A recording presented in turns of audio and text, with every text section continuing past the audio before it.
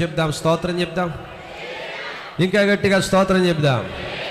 హల్లెలూయా, హల్లెలూయా. గడిచిన కొన్ని దినాలుగా జకరియా గ్రంథములో ఉన్నటువంటి అనేకమైన విషయాలను మనము ధ్యానం చేస్తూ ఉన్నాము. గడిచిన రాత్రి 4వ అధ్యాయములో ఉన్న విషయాలు ధ్యానం చేస్తూ వచ్చాం. జకరియా 7 దర్శనాలు చూశాడు. దేవదేవుడు జకరియాకు 7 రకాలైన దర్శనాలను దేవుడు చూపెట్టాడు. అందులో 4 దర్శనాల గురించిన విషయాలు గడిచిన కొద్ది దినాల నుంచి నేను నీకు జ్ఞాపకం చేస్తూ వచ్చాను. గడిచిన రాత్రి 5వ దర్శనాన్ని గురించి మనము ధ్యానం చేస్తూ వచ్చాం. ఆ 5వ దర్శనంలో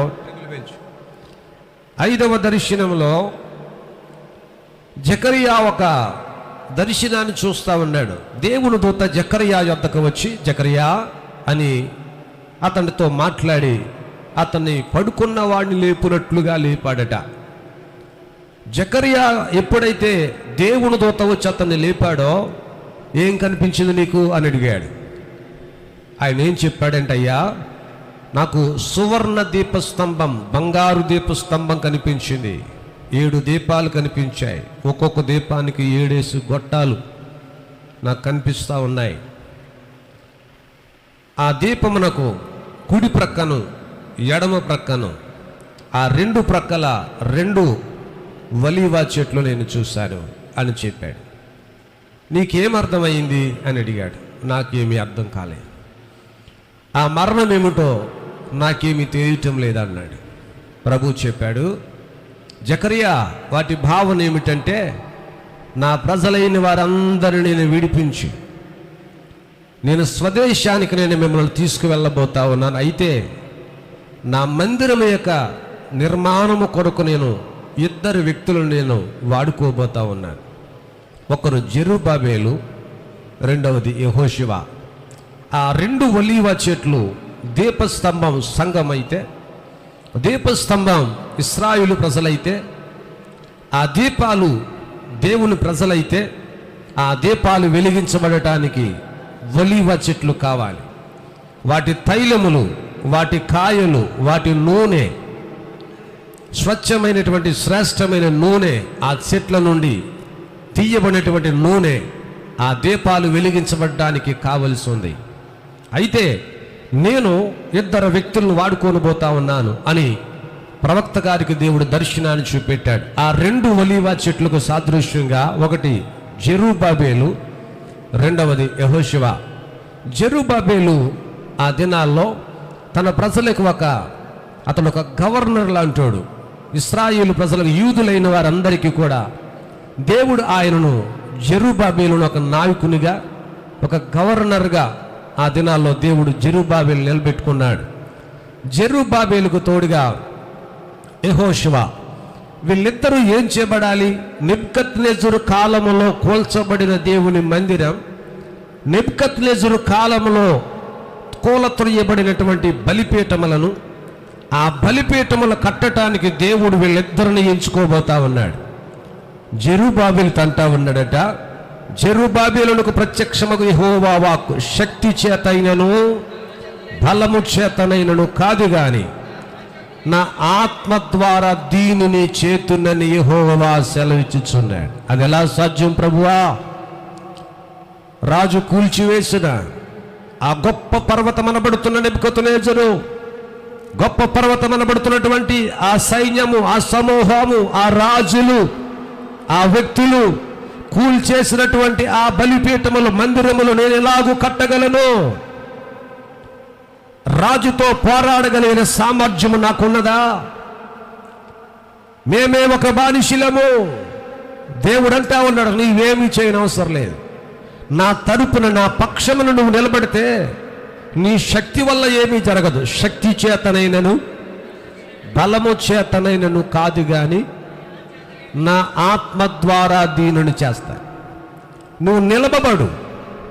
గొప్ప పర్వతానికి ఒక వార్నింగ్ ఇస్తా ఉన్నాడు. గొప్ప పర్వతమా, జెరుబ్బాబెలు తలపెట్టినటువంటి కార్యమును జెరుబ్బాబేలు చేయటానికి ఉద్దేశించిన ఈ కార్యమును నేను ఏర్పరచుకున్న జెరుబ్బాబేలునకు, నేను ప్రోత్సహిస్తున్నటువంటి యెహోషువకు ఎవరైతే వ్యతిరేకముగా నిలబడతారో వారు సదును భూమిగా మారబోతా ఉన్నారు. నేను కట్టించబోతా ఉన్నాను. భూమి మీద నా తరపున ఒక ప్రతినిధిగా జెరుబ్బాబేలు నిలబెట్టబోతా ఉన్నాను. కట్టించేవాడు నేను, కట్టేవాడు జెరుబ్బాబేలు, యెహోషువ నిలబడబోతా ఉన్నాడు నా తరపున. కాబట్టి ఆయన కట్టిస్తాడు. కట్టడానికి భూమి మీద ఆయన తరపున ఒక వ్యక్తి నిలబడాలి. ఆ వ్యక్తులే ఈ 2 ఒలీవ చెట్లుగా పోల్చబడ్డారు. రాత్రిపూట మనం విన్నాం, ప్రతి వ్యక్తి దేవుని సన్నిధిలో ఒక ఒలీవ చెట్టుగా, ప్రతి క్రైస్తవుడు ఒక ఒలీవ వృక్షముగా మార్చబడాలని గడిచిన రాత్రి దేవుడు మనతో మాట్లాడాడు. ఎందుకంటే దీపములు వెలిగించబడాలంటే తైలము కావాలి, దీపాలు వెలిగించబడాలంటే నూనె కావాలి. ఆ నూనెనిచ్చేటువంటి వృక్షాలే ఈ ఒలీవ చెట్లుగా నిలబడ్డారు వీళ్ళిద్దరూ. ఒకటి జెరుబ్బాబేలు, ఇంకొక ఆయన యెహోషువ. వీళ్ళిద్దరూ కూడా దేవుని పక్షాన నిలబడాలి. బైబిల్ గ్రంథాన్ని మీరు చూడండి. జకరియా గ్రంథములోనికి, ఎజ్రా గ్రంథములోనికి రండి ఒకసారి. ఎజ్రా గ్రంథములోనికి వస్తే దేవుడు జకరియాను, ఎజ్రాను ఎలాగా ఈ జెరుబ్బాబేలును ఎలాగ నిలబెడతా ఉన్నాడో మీకు అర్థమవుతా ఉంది. 1వ అధ్యాయం 7వ వచనాన్ని చదవాలని మనవి చేస్తా ఉన్నాను. యెరూషలేము నుండి తీసుకుని వచ్చిన తన దేవతల యొక్క గుడి అందించిన యెహోవా మందిరపు ఉపకరణములను రాజైన కోరేసు బయటికి తెప్పించెను. పారసిక రాజైన కోరేసు తన ఖజానాదారుడు. మీరు ఈ అధ్యాయంలో చదువుకోవటం వెళితే దేవుని పని కొరకు దేవుడు కొందరిని నిలబెట్టుకున్నాడు. బైబిల్ గ్రంథం చదివినప్పుడు చాలా ఆశ్చర్యకరమైన విషయాలు బైబిల్ గ్రంథంలో వచ్చి మనకు అర్థమవుతూ ఉంటాయి. అందులో కోరేసు అనబడి ఒక రాజు కనపడతాడు. పారసిక దేశపు రాజైన కోరేసు అన్య దేశపు రాజు. ఇశ్రాయేలు ప్రజల కొరకు, దేవుని ప్రజల కొరకు దేవుడు ప్రేరేపించాడట, ఏర్పాటు చేసుకున్నాడట. ఆ బలమైనటువంటి దేశము, బలమైనటువంటి సమూహము నుంచి దేవుడు విడిపించి వారిని తప్పించాడు. తదుపరి మీరు అవన్నీ చెప్పడానికి సమయం లేదు. కానీ 3వ అధ్యాయానికి వచ్చేస్తే 3వ అధ్యాయం 1వ వచనంలో రాయబడుతుంది, 7వ నెలలో ఇశ్రాయేలులు తమ తమ పట్టణములకు వచ్చి తరువాత జనులు ఏక మనస్సు గలవారై యెరూషలేములో కూడి యోజాదాగు కుమారుడైన యెహోషువయును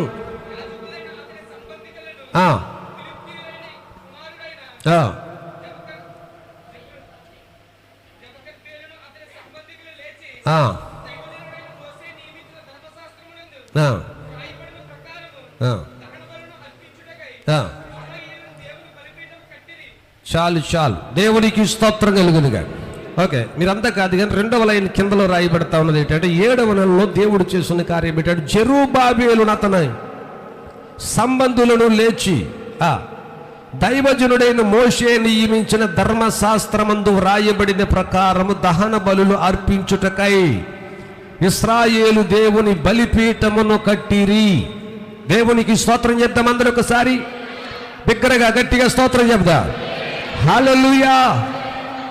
దేవుని వాక్యం సెలవిస్తా ఉన్నది ఏంటంటే జెరుబ్బాబేలు అతని సంబంధులను లేచి దైవజనుడైన మోషే నియమించిన ధర్మశాస్త్రమందు రాయబడిన ప్రకారము దహన బలులు అర్పించేటువంటి ఒక బలిపీఠం ఉన్నది, దానిని వారు కట్టారు అని రాయబడ్డది. మరలా ఇంకోసారి మీరు జ్ఞాపకం చేసుకోవాలి. జెరుబ్బాబేలుతో దేవుడు చెప్పాడు, జెరుబ్బాబేలు నేను నిన్ను నియమించుకుంటా ఉన్నాను. నీ శక్తి చేతను బలము చేతను ఏది జరగదు, కానీ ఒక విషయం జరుగుతుంది, నా ఆత్మ ద్వారా కార్యం జరుగుతుంది. అడ్డొచ్చిన ప్రతిదీ కూడా, గొప్ప పర్వతాలన్నిటిని కూడా నేను సదును భూమిగా చేస్తా. నీకేం పర్వాలేదు, ధైర్యంగా ఉండు, నా తరపు నువ్వు నిలబడు. ఏమేమైతే ఉపకరణాలు దేవుని సన్నిధిలో శత్రువులు ఎత్తుకొచ్చేశారో వాటన్నిటిని ఇప్పిస్తాను నేను నీకు. కోరేసు అనబడుతున్న అన్య దేశపు రాజును నేను ఏర్పాటు చేసుకుంటా ఉన్నాను. పారసిక దేశపు రాజును ఏర్పాటు చేసుకుంటా ఉన్నాను. దేవుని సన్నిధిలో ఉన్న వస్తువులన్నీ తీసుకుని వెళ్ళి దేవత గుళ్ళో పెట్టాడు. ఆ నెబుకద్నెజరు రాజు లెక్కలు చూసి బయటికి తెచ్చేద్దామన్నిటినీ, పర్వాలేదు, ఏమేమైతే ఎత్తుకెళ్ళిపోయారో, ఏదైతే పోగొట్టుకున్నారో, ఏదైతే దేవుని సన్నిధిలో మిస్ అయిపోయారో వాటన్నిటినీ, వెండి వస్తువులు, బంగారు వస్తువులు, పాత్రలు, అవన్నీ లెక్కలు చూసి ఏమేమైతే దేవుని సన్నిధిలోంచి శత్రువు ఎత్తుకెళ్ళిపోయాడో కోరేసు రాజుని ఎంచుకుని దేవుడు లెక్కలు చూసి మరి ఏది మిస్ కాకుండా తిరిగి ఇచ్చేశాడట. ఆ తదుపరి దేవుని వాక్యం 3వ అధ్యాయానికి వచ్చేసరికి సెలవిస్తూ ఉంది, ఇశ్రాయేలు ప్రజలు పాప పరిహారార్థ బలులు, దహన బలులు, సమాధాన బలులు ఇవన్నీ అర్పిస్తూ ఉండేవారు. ఇవన్నీ అర్పించాలంటే బలిపీఠం కావాలి.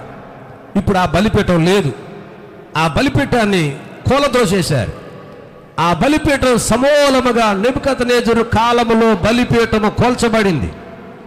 ఆ బలమైన గొప్ప పర్వతమనబడు పేరు పెట్టుకున్నటువంటి ఆ వ్యక్తే, బలమైన వాడిని, బలమైన సైన్యము, బలమైన ప్రభుత్వమును చెప్పుకుంటున్న ఆ వ్యక్తి దేవుని ప్రజల మీద దాడి చేసి దేవుని మందిరాన్ని సమూల నాశనము చేసి బలిపీఠములను పాడు చేసి దేవుని మందిరములో ఉండవలసిన సామాగ్రి అంతటిని దోచుకుని వాటిని తీసుకెళ్ళిపోయాడు. కానీ దేవుడు చెప్తా ఉన్నాడు, ఇదిగో ఆ బలిపీఠము కట్టడానికి ఇప్పుడు ఒక వ్యక్తి కావాలి, 2 కావాలి. యెహోషువ, జెరుబ్బాబెల్. జకర్యాతో చెప్పాడు, నీకేం కనిపిస్తుంది దర్శనంలో అని అడిగితే వాళ్ళు ఏం చెప్పారు? ఏం చెప్తా ఉన్నారు వాళ్ళు? జకర్యా ఏం చెప్తా ఉన్నాడు? అయ్యా, నేను ఒక దర్శనాన్ని చూశాను. ఆ దర్శనంలో నాకేం కనపడతా ఉందో తెలుసా? సువర్ణ దీపస్తంభం కనపడతా ఉంది. ఏం కనిపించిందంట ఆయనకు? దానికి మరలా 7 దీపాలున్నాయి. అవి నిలబడ్డానికి 7 గొట్టాలు కనపడతా ఉన్నాయి. ఆ దర్శనములో ఏం కనపడతా ఉంది? కుడివైపున ఒక ఒలీవ చెట్టును, ఎడమ వైపు ఒక ఒలీవ చెట్టు. దేవుని బిడ్డలు ఎలాగుండాలంటే సంఘములో ఒక ఒలీవ చెట్టులాగా ఉండాలి. ఆత్మలో ఆరిపోతున్న ఆత్మలను వెలిగించేవారిగా సంఘాలు తయారు కావాలి. కూలిపోయిన బలిపీఠములు కట్టగలిగిన వ్యక్తులు సంఘాల్లో లేవాలి. నేటి దినములలో జెరుబ్బాబెలు వంటి వారు సంఘాల్లో కొదువైపోయారు. జెరుబ్బాబెలు వంటి వారు పడిపోయిన ప్రాకారాలు, పడిపోయిన బలిపీఠాలు కట్టగలిగేవారు దేవుని కొరకు నిలబడాలి. వాక్యంలో రాయబడుతున్న జెరుబ్బాబెలును అతని సంబంధులందరూ లేచారు. ఇప్పుడు ఏం చేస్తా ఉన్నారు వీళ్ళందరూ? దైవజనుడైన మోషే నియమించిన ధర్మశాస్త్రములో రాయబడిన ఆ బలిపీఠం ఎక్కడైతే ఉందో, మోషే దేని కొరకు రాశాడో, బలిపీఠం ఎలాగూ కట్టాలని దేవుడు మోషేకు చెప్పాడు, మోషే ధర్మశాస్త్రములో దాన్ని ఎలాగైతే రాశాడో వాటి ప్రకారం జెరుబ్బాబెలు కట్టడానికి నిలబడతా ఉంటాడు. ఇప్పుడు జెరుబ్బాబెలు చేయగలిగిన కార్యం ఏంటంటే, జెరుబ్బాబెలు చేసే పని ఏమిటంటే పడిపోయిన బలిపీఠమును తిరిగి కట్టుటకు జెరుబ్బాబెలు నిలబడ్డాడు. బలిపీఠం ఒక ప్రార్థన అయితే, బలిపీఠమే ప్రార్థనగా పోల్చబడితే, ప్రార్థన జీవితం లేనటువంటి వ్యక్తులు ఎంతమంది ఉన్నారు? ఎందరూ ప్రార్థన జీవితాలు వదిలేశారు. ఎంతమంది ప్రార్థన అనేసరికి నిర్లక్ష్య వైఖరి వ్యవహరిస్తూ ఉన్నారు. ఎన్ని కుటుంబాల్లో బలిపీఠాలు పడిపోయాయి. ప్రార్థన బలిపీఠాలు ఎన్ని కుటుంబాలు శిథిలమైపోయాయి. మొక్కుబడి ప్రార్థనలు, అవసరాల కొరకు ప్రార్థనలు, అక్కర్ల కొరకు ప్రార్థనలు, సమయ సందర్భాల కొలదిగా ప్రార్థనలు, ఇలాగ మనుషులు మారిపోయారు. కానీ ప్రార్థన అలాగూ కాదు. బలిపీఠం దగ్గర నైవేద్యం అలా కాదు.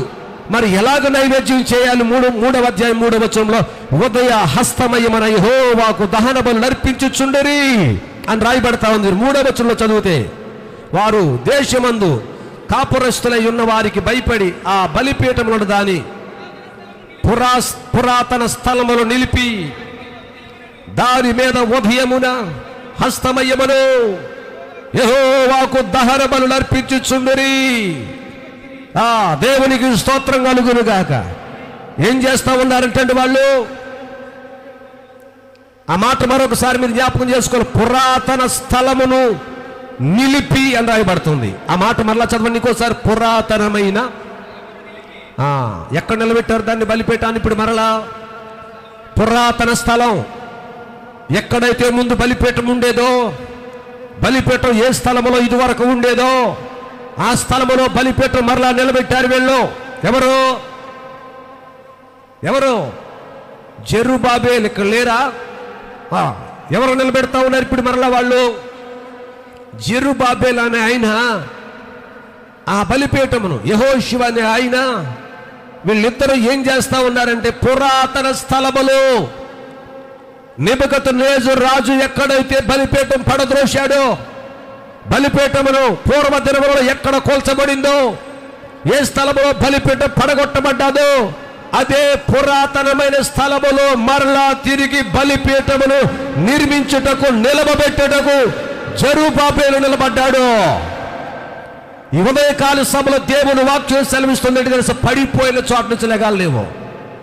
ఎక్కడైతే ప్రార్థన జీవితం పోగొట్టుకున్నామో, ఎక్కడైతే ఆత్మీయత కోల్పోయామో, తిరిగి మరలా అదే స్థలములోంచి నువ్వు లెగాలి. మరలా జెరుబ్బాబెలు వంటి వారి సంఘాల్లో పడిపోయిన ప్రాకారములను, పడిపోయిన బలిపీఠములను, పడిపోయిన దేవాలయాన్ని నిలబెట్టేవారు దేవుని కొరకు కావాలి. క్రైస్తవ్యంలో లేనిది ఏంటంటే పడిపోయిందని ఇంకా పడగొట్టేస్తారు కానీ నిలబెట్టరు ఎవరు కూడా.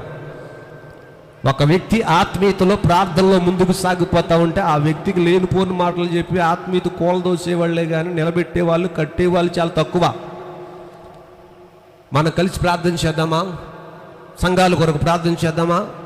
నిరంతరము కూడా మన ప్రాంతాల కొరకు మనం కనిపెట్టి ప్రార్థన చేద్దామా? మన చుట్టూ నశించిపోతున్న ఈ తరం కనపడతా ఉంది. ఈ తరాన్ని దేవుని కొరకు మనం రక్షిద్దామా? నశించిపోతున్న యువతరాన్ని సత్యములోనికి నడిపిద్దామా? దాని కొరకు ప్రార్థన చేద్దామనే వారు ఏరి? మనమందరం కలిసి మన కొరకు భారం వహిస్తూ రేయింపగల పరిచయం చేస్తున్న మన సేవకుని కొరకు కలిసి ప్రార్థన చేద్దామా? ఉన్నారా ఎవరైనా? లేరు. ఏం చెప్తారు? ఇద్దరు కలిస్తే పాస్టర్ల మీద సాడీలు చెప్తారు, సేవకుల కుటుంబాల మీద నిందలేస్తారు. ఎక్కడ నాశనం సంభవిస్తూ ఉందంటే ఇశ్రాయేలు ప్రజల కీర్తన గ్రంథంలో 106వ కీర్తనలో చూస్తాం. యెహోవాకు ప్రతిష్ఠుడైన అహరోను యందును మోషే యందు ఏం చేశారంటే అసూయపడ్డారని రాయబడ్డారు. ఏం కొంపలు దోసుకెళ్ళిపోయారని అసూయపడాలి వాళ్ళ మీద? అసలు ఏం దోసుకెళ్ళిపోయారు వాళ్ళని? ఎందుకు అసూయపడాలి? అసూయపడవలసిన అవసరం ఏమొచ్చింది? నీ ముందు నుంచి నడిపించినందుక, శ్రమలో నుంచి తప్పించినందుక, 300 సంవత్సరాలు పైబడే మరగ్గిపోతున్న దినాల్లో దేవుడు మోషేని పంపించి అన్ని వదులుకుని మోషే ప్రాణాలకు తెగించి రాజు ముందు నిలబడినందుక, సావుకు సైతం సిద్ధంగా ఉండి నడిపించినందుక, పలుసార్లు నిందలు భరించినందుక ఎందుకు అసూయపడవలసి వచ్చింది? పడిపోయిన ప్రాకారాలు నిలబెట్టేవారు కావాలి. జాగ్రత్త దేవుని బిడ్డ, తీర్పు దినం ఒకటి ఉంది. తీర్పు రోజున దేవుని ఎదుట నిలబడాలని గత 2 దినాల క్రితం ప్రభు మనతో మాట్లాడాడు. ఆయన దగ్గర ఒక గ్రంథం ఉన్నదని, ఆ గ్రంథమును చేత పట్టుకుని 24 మంది పెద్దల సమక్షంలో ఆయన ధవల సింహాసనం ముందు నిలబడతాడని, గ్రంథములు తెరవబడతాయని, ఆ గ్రంథములో నీ క్రియలు అందులో లిఖితములైతే ఉంటాయని, అందులో రాయబడి ఉంటాయన్న విషయము అందులో తేటతెల్లముగా రాయబడ్డాది. దేవుని వాక్యం సెలవిస్తా ఉంది. నిన్నటి దినాన ప్రభు ఉదయకాల సమయంలో మనతో మాట్లాడు. ప్రభు యొక్క శిక్షలో పెంచాలి, ప్రభు యొక్క బోధలో పెంచాలి. దైవజనుడు చేయవలసిన కార్యాలు శిక్షలో, దేవుని శిక్షలో శిక్షించకుండా పొగడడం కుదరదు. ఇక్కడ పొగడతలు ఉండవు, ఇక్కడ నచ్చితే రాటలు వెళ్ళిపోవటం. కానీ దేవుని సంఘాల్లో పొగడతలు ఎక్కడ ఎప్పుడు దొరకవు, ఇక్కడ అసలు కుదరదు. దేవుని సంఘములో పొగడతలు కుదరవు. పొగిడించుకోవటం అనేది, నైజం అనేది చండాలమైన బుద్ధి. అది దేవుని వాక్యం సెలవిస్తుంది. ఏంటో తెలుసా? క్రీస్తు యేసులకు కలిగిన ఈ మనస్సు మీరును కలిగి ఉండాలి. క్రీస్తు యేసు లాంటి మనస్సు మనలోనికి రావాలి. ఆ మనస్సు నైజం మనలోనికి రావాలి. ప్రాకారాలు నిలబెడతావా? పడిపోయిన బలిపీఠాలు నిలబెడతావా? ఎక్కువ ప్రార్థన చేసుకుందామా? కొంత సమయం మోకాళ్ళు వేద్దామా? అయ్యా ప్రార్థన సమయం సరిపోవటం లేదు, కొంత ప్రార్థన సమయం పెంచుతారా? వారంలో ఇంకొక రోజు ఏదైనా ప్రత్యేక ప్రార్థన పెడదామా? అయ్యా నశించిపోతున్న యువతరం కొరకు మనమందరం కలిసి కన్నీరు కారుద్దామా? ప్రార్థన చేద్దామా? ఈ తరం చెడిపోకుండా, ఈ తరం భ్రష్టత్వానికి వెళ్ళిపోకుండా, ఈ తరం నాశనకరమైన మార్గంలోనికి పోకుండా అయ్యా మోకాళ్ళు వేద్దాం, కన్నీరు కారుద్దాం. అయ్యగారు వారంలో ఒక్కరోజున ఏదో రోజు పెట్టండి అయ్యా. అన్నవాడి ఏడి, అడిగిన వాడి ఏడి, ఆ మాట కొరకు ప్రాకులాన్నోడు ఏది? జెరుబ్బాబెలు అంటాడు, పురాతన కాలములో పడిపోయిన ప్రాకారమును జెరుబ్బాబెలు ఆ బలిపీఠం నిలబెట్టాడట. అక్కడ ఏం చేయబడతా ఉంది? ఉదయమున హస్తమయమున యెహోవాకు దహన బలులు అర్పించుచుండిరి. చెప్పండి ఇంకోసారి ఆ మాట. నోరిపల్లి మగోళ్ళు. ఉదయమున హస్తమయమును యెహోవాకు, ఉదయమున చెప్పాలి, ఇంకోసారి చెప్పాలి. ఉదయమున, నోరిపండి గట్టిగా. ఉదయమున, మీ తెలుగు నాశనమైపోను. పోను సాయంకాలం అనండి. ఉదయమున, సాయంకాలమున యెహోవాకు ఏం చేశారు? యెహోవాకు ఫలా వండుకుని తినిరి. ఉదయమున, హస్తమయమున, సాయంకాల సమయమున. ఊరుకోండి సార్, ఉదయం అంటారు, సాయంకాలమే రావట్లేదు వీళ్ళు. సాయంకాలం వచ్చే లెక్కే తక్కువ.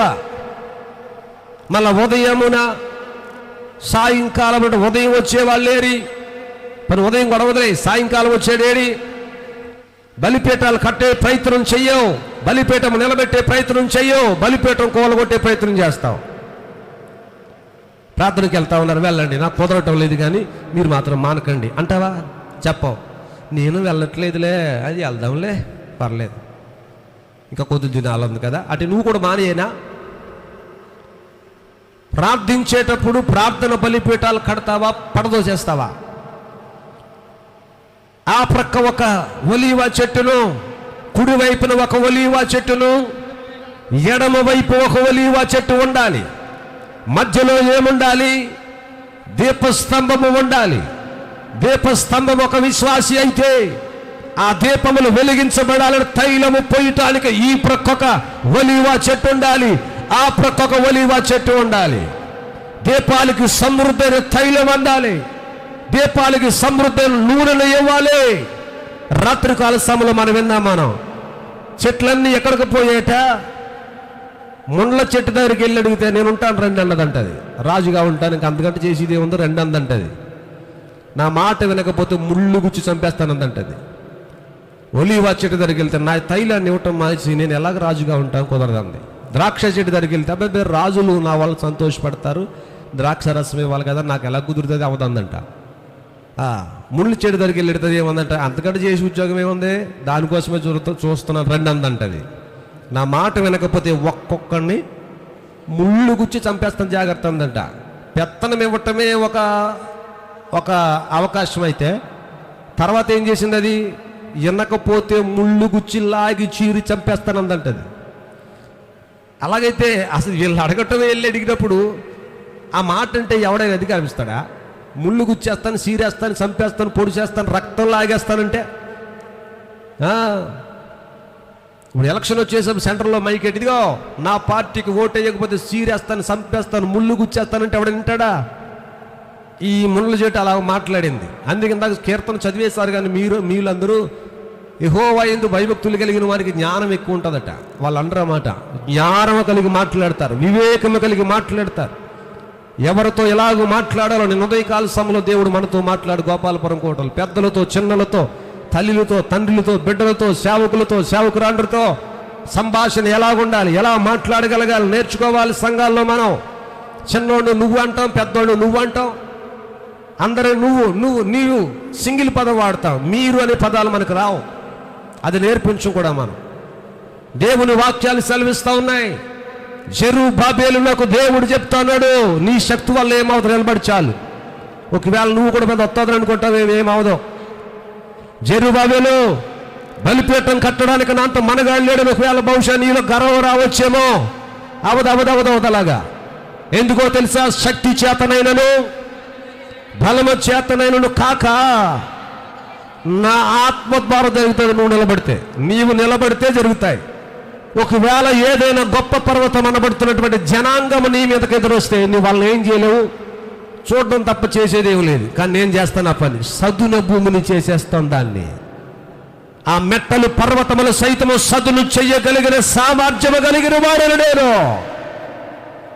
ఈ ఉదయకాలం ప్రభు అంటా ఉన్నాడు, మధ్యాహ్న సమయంలో ఆ దీపస్తంభాలు నిత్యము వెలగాలి. సంఘముల విశ్వాసులు నిత్యము వెలిగించబడాలి. మనమే మన ప్రక్కనున్న వారికి, మన తోటి వారికి ఒలీవ చెట్లుగా మారిపోయి, తైలం ఇచ్చేటువంటి వ్యక్తిగా మారిపోయి, ఆరిపోతున్న విశ్వాసులను, జారిపోతున్న విశ్వాసులను, సంఘాల్లో భక్తిలో దిగజారిపోతున్న వారిని, ప్రార్థనలో దిగజారిపోతున్న వారిని, ఆత్మలో చల్లారిపోతున్న వారిని, మోకాల అనుభవం తగ్గిపోయిన వారిని, వారికి మరలా నీవే తైలం పోసి వెలిగించాలి. వెలిగిస్తావా, ఆర్పేస్తావా? ఆర్పేసే వాళ్ళు ఎక్కువ, వెలిగించే వాళ్ళు తక్కువ. అమ్మా మానేశారా, అయ్యయ్యో దేవుని మీద కోపగించకూడదు అని చెప్పాలా? ఆ మాట చెప్పమ్మా. అవునా, అంత మాట అందావిడ. పోన్లే నా మనసు ఏం బాగోలేదంట. పోన్లే మనసు బాగున్నాకరా. ఇది ఎంత గొప్ప సలహా. నువ్వు ముండ్ల చెట్టువా, నీవు ఒలీవా చెట్టువా? ముండ్ల చెట్టువా, ఒలీవా చెట్టువా? ఈ ప్రక్కొక ఒలీవా చెట్టు చెప్పాలా, ఆ ప్రక్కొక ఒలీవా చెట్టు, ఈ ప్రక్కొక చెట్టు, ఆ ప్రక్కొక చెట్టు. నిద్రోతను వాడు నెత్తి మీద గుద్దుకుంటుండ్రు అబ్బాయి.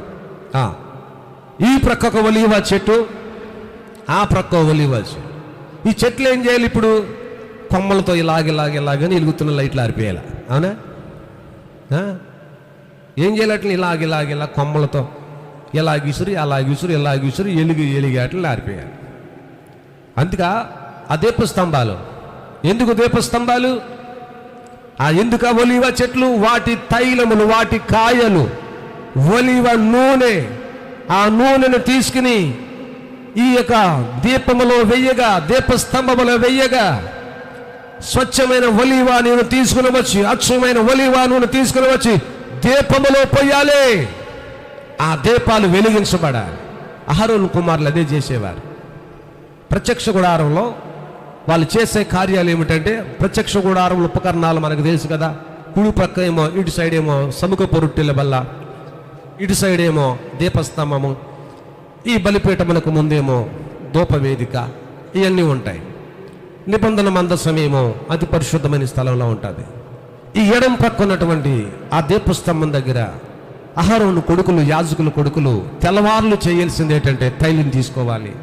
తైలం పట్టుకొని ఏ లైట్ అయినా ఒకవేళ ఆరిపోతే సవరించి దాన్ని బొగ్గును కొట్టి వారు అందులో తైలం వేసి, తెల్లవారులు యాజకులు నిద్రపోనకు లేదు, యాజకుల కుమారులు పడుకోవడానికి లేదు.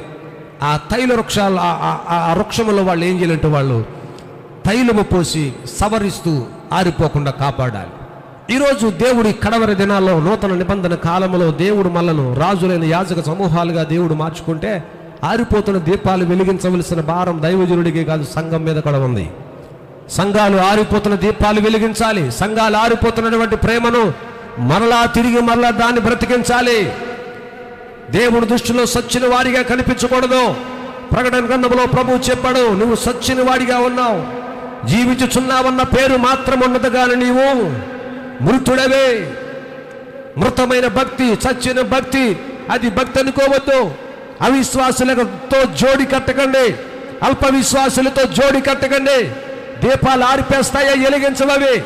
వెలిగించే దీపాలతో సహవాసం చేస్తే వెలిగించబడతావు, అనేకులకు కాంతినిస్తావు. రాత్రి దేవుడు మనతో మాట్లాడు, కొండ మీద ఉండు పట్టణము మరుగై ఉండ నేరదు, మీరు లోకమునకు వెలుగు. మత్తయి సువార్త 5:14 లోకమునకు వెలుగు, మీరు కొండ మీద ఉన్న పట్టణము కనుక అందరికీ కనపడుతుంది. దీపం వెలిగించేవాడు ఎవడు? కొంచెం కింద మంచం కింద పెట్టకూడదు, దీపస్తంభం మీద పెట్ట. నీవు పైన ఉండాలి, నీవే వెలుతురివ్వాలి.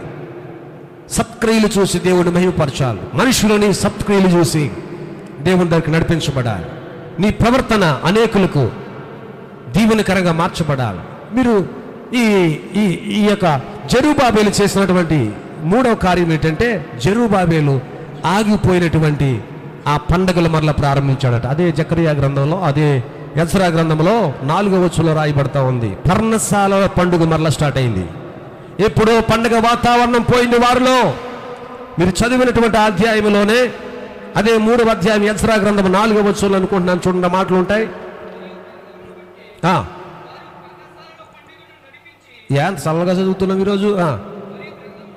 మరియు గ్రంథమును బట్టి వారు పర్ణశాలలు నడిపించి, ఏ దినము నియమించబడి నియమమును చొప్పున, లెక్క చొప్పున ఆ దినపు దహన బలిని విధి చొప్పున అర్పింపసాగిన 4లోనికి రండి. 4వ వచనంలో వారు పర్ణశాలల పండుగను నడిపించిరి. ఏం చేశారట? అందరూ చెప్పాలి. ఏ పండుగ నడిపించారు? మరలా ఆగిపోయిన పండగను వారు నడిపించిరి. హెడ్సెట్ ఎట్టుకుని నిద్ర అవుతున్నాడా? ఏం చెప్తా ఉంది బైబిల్ గ్రంథంలో? పర్ణశాల. మనం ఎన్ని తిట్టినా ఆయనకి వినపడదు, ఎందుకంటే పైన ఏదో ఉంది. ఆడు అసలు మంచోడు కాదు. కాబట్టి దేవుని వాక్యం సెలవిస్తుంది ఏంటంటే పర్ణశాలల పండుగను. మనం అన్నది తిట్టినా వినపడలేదంటే అర్థం ఏంటంటే తలకాయ మీద ఏదో ఉంది. దేవునికి స్తోత్రం కలుగును గాక. రెండు చేతులు అందరూ పైకి చేసి స్తోత్రం చెప్తావా? హల్లెలూయా. వినపడదు కనుక దేవుని వాక్యం ఏమి సెలవిస్తా ఉందంటే, జెరుబ్బాబెలు చేసినటువంటి మరో కార్యం ఏమిటి? ఆగిపోయినటువంటి పండగ వాతావరణాన్ని మరలా జెరుబ్బాబెలు ద్వారా స్టార్ట్ అయింది. ఏనాడో పోయినటువంటి పండగ వాతావరణం, పర్ణశాలల పండగలు, ఈ పండగ వాతావరణం పోయింది. ఆల్రెడీ మీకు పర్ణశాల కోసం మొన్నటి దినాన్ని మీకు జ్ఞాపకం చేసింది. దానిపైన గొంజి చెట్లు ఆకులు తీసుకొచ్చి ఏం చేసేవారట? పర్ణశాలల పైన వేసేవారని, అది దేవునికి అలంకారమని.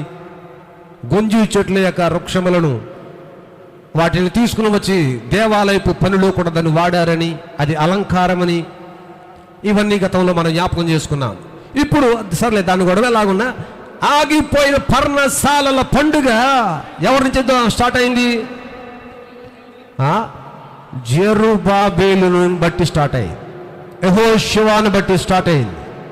పండగ వాతావరణం మనల్ని బట్టి స్టార్ట్ అవ్వాలి. ఇప్పుడు మీరు చదివితే ఇందులో యెహోషువ కనపడతాడు. ఆ యెహోషువ దేవుని పనిలో తన జనాంగాన్ని తీసుకుని 9వ వచనంలో మీరు తర్వాత చదవండి, టైం లేదు. దేవుని పనిలో తన బాధ్యతను అతడు నిర్వర్తించినట్లుగా మీరు 9వ వచనంలో కనపడుతుంది. సమయం తక్కువగా ఉంది. దేవుని చిత్తం మీద రేపటి దినాన్ని మీకు జ్ఞాపకం చేస్తాయి. అయితే జెరుబ్బాబెలు చేసిన పని ఏమిటంటే, ఆగిపోయిన పండగ వాతావరణాన్ని తన నుండి మరలా ఏమైంది? ప్రారంభించబడ్డాడు.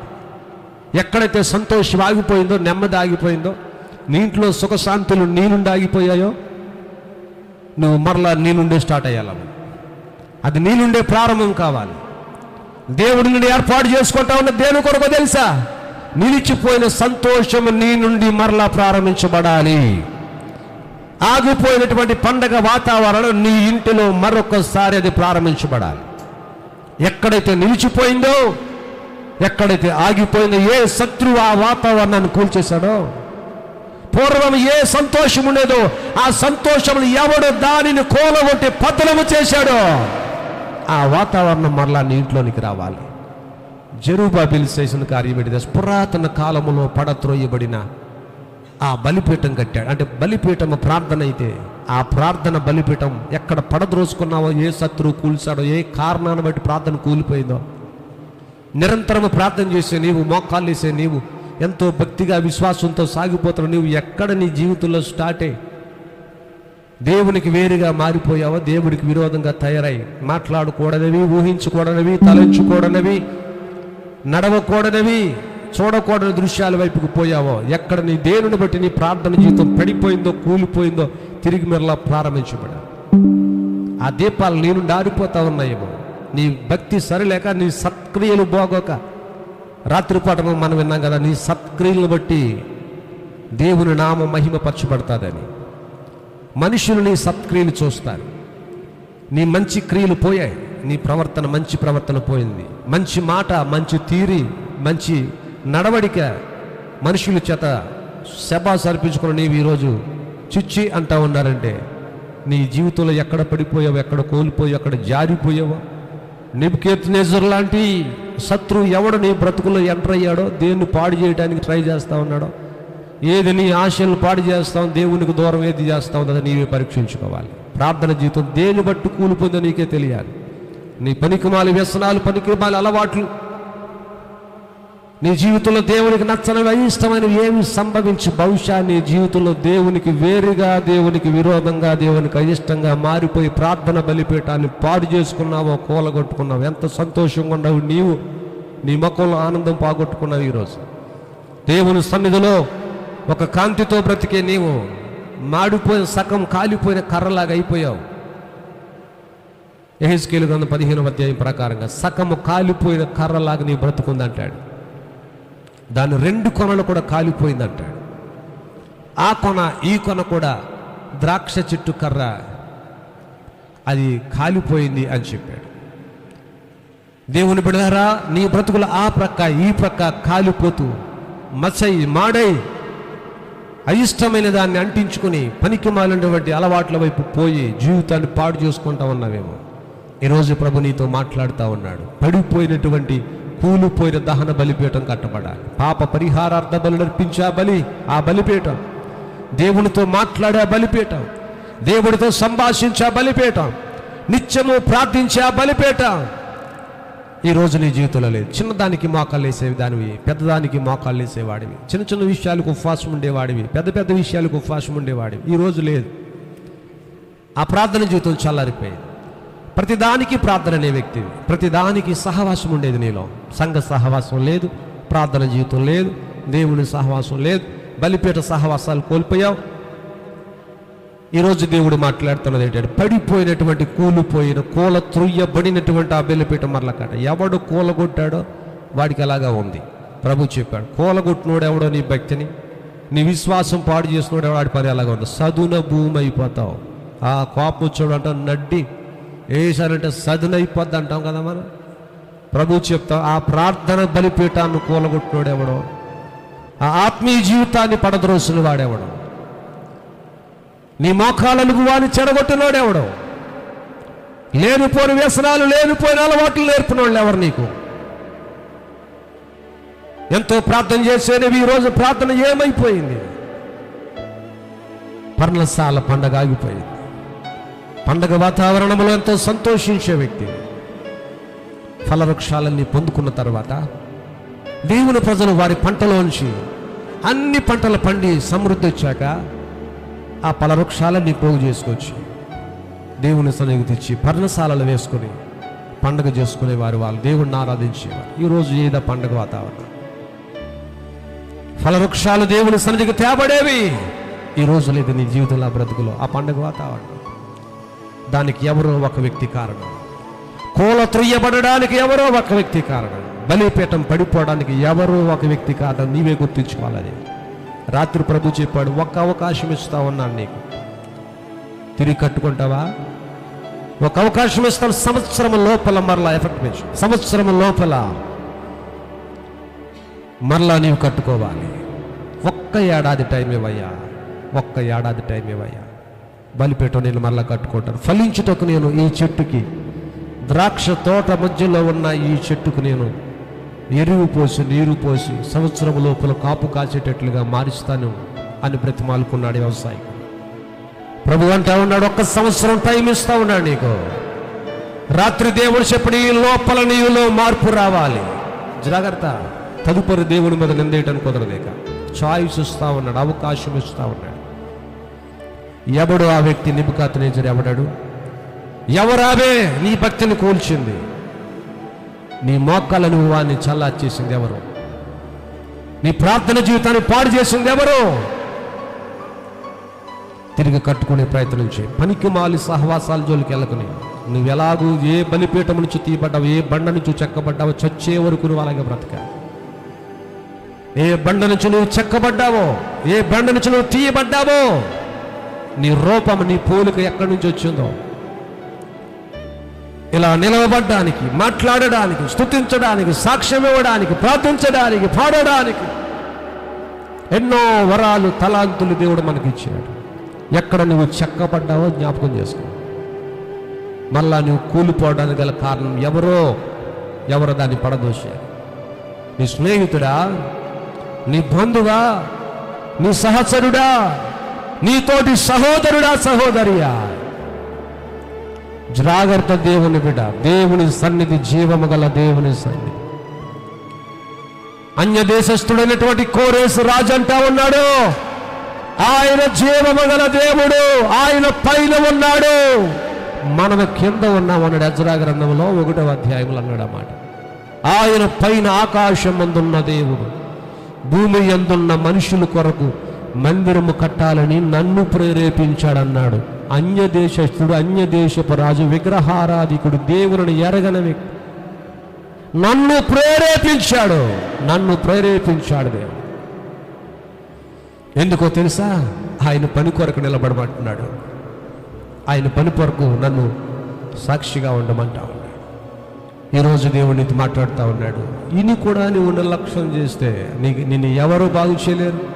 కానీ ఫలాలు లేకుండా ఉండటం మంచిది కాదు. 1 year టైం ఉన్న దేవుడు నీకు ఇచ్చింది.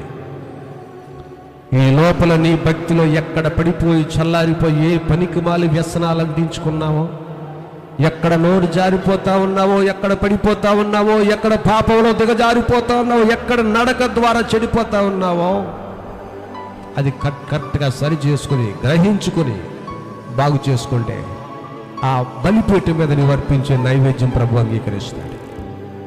గతించిన 2 దినాల క్రితం మనం దేవుని సన్నిధిలో ఉన్నాం. ఆ పరిశుద్ధుల ప్రార్థనలన్నీ ధవల సింహాసనం మీద కూర్చున్న ప్రభు దగ్గర ఆ పరిశుద్ధుల ప్రార్థనలు ఆ పాత్ర దేవుని దగ్గరికి తేబడ్డది అని గడిచిన 2 దినాల క్రితం నేను మీకు జ్ఞాపకం చేశాను.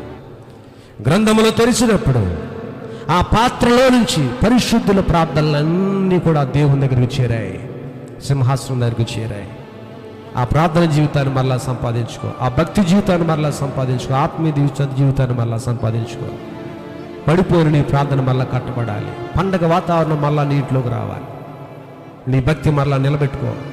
ఈ కడవరి దినాల్లో దేవుని కొరకు నిలబడు, సాక్షిగా నిలబడు. మరొకసారి జెరుబ్బాబెలు నిలబెట్టినట్టు ఆయన తరపున నువ్వు నిలబడితే నీ శక్తి ద్వారా జరగని కార్యాలు ప్రభు చేయబోతా ఉన్నాడు. నా ఆత్మ ద్వారా చేస్తాను, అడ్డొచ్చే ప్రతిదాన్ని సదును చేస్తాను, నీ ముందు నడుస్తాను. కానీ నువ్వు నా కొరకు నిలబడాలి. బలిపెట్టు నువ్వే కట్టాలి. పడిపోయిన మందిరాన్ని కట్టడానికి మళ్ళా జెరుబ్బాబెలు నువ్వు నిలబడాలి. యెహోషువ నువ్వు నిలబడాలి. దీపాలకు నూనె తగ్గిపోయింది. దీపాలలో నూనె లేదు. యెరూషలేము ప్రజల్లో, యూదులలో ఆ దీపాలు ఆరిపోతా ఉన్నాయి. ఆ దీపాలకి మీరే నూనెగా మారాలి. మీరే ఒలీవ చెట్లుగా మారాలి. మీరే భక్తులుగా మారాలి. మీ ప్రార్థన ఒక తైలంగా మారాలి. మీ భక్తే ఒక తైలముగా మారాలి. అలా నువ్వు నిలబడతావా?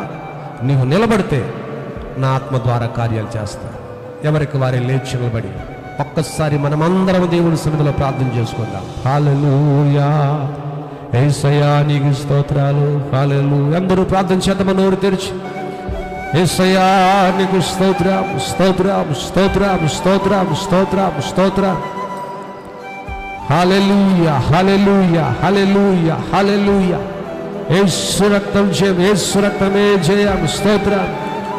నీ వాత్సల్యం, నీ బాహుల్యము, నీ కృప కనికరము చూపించేనే.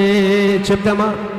నీ వాత్సల్యము, నీ బాహుల్యము, నీ కృప కనికరము చూపించేనే.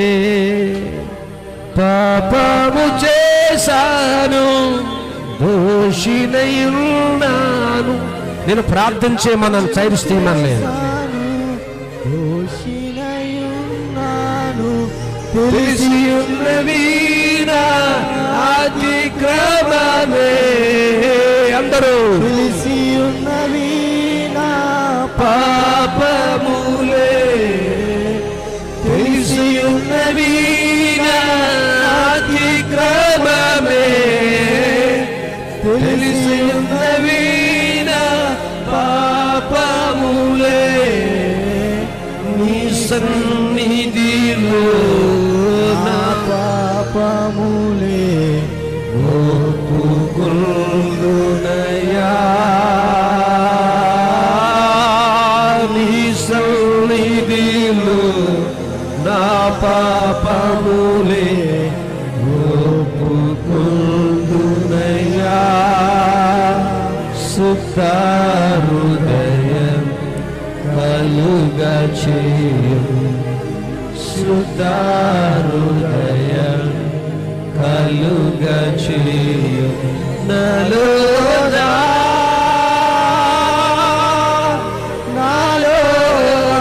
నోరు తెరిచి మాట్లాడు దేవుడు.